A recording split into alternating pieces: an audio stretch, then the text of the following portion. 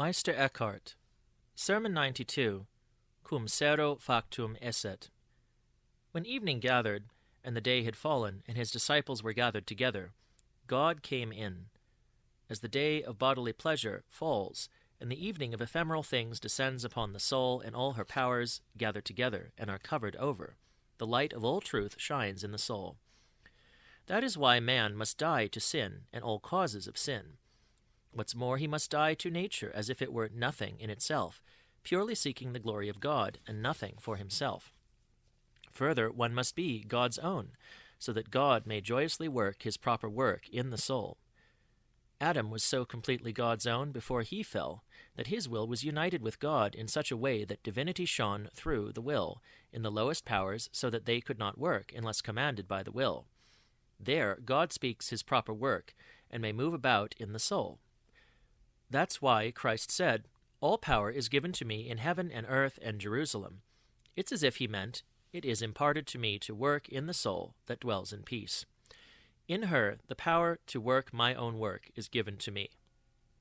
Whatever works its own work works joyfully, just as the Holy Spirit does in the soul. What does it work?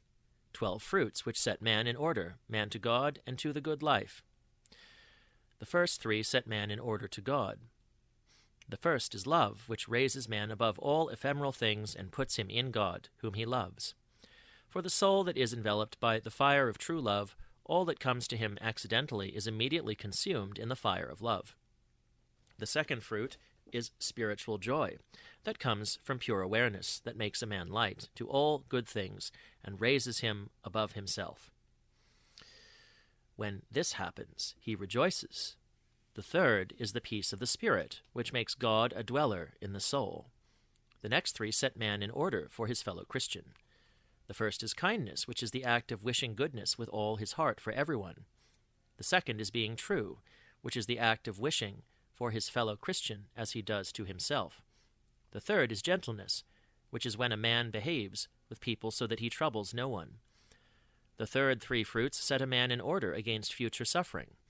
The first is patience, where a man is tame under the burden of suffering, so that he does not act like a horse that wears down before the end of a journey under the burden that it must carry. The second is long-suffering, that man looks for no way out of suffering. The third is sweetness, which no pain can lessen or make bitter.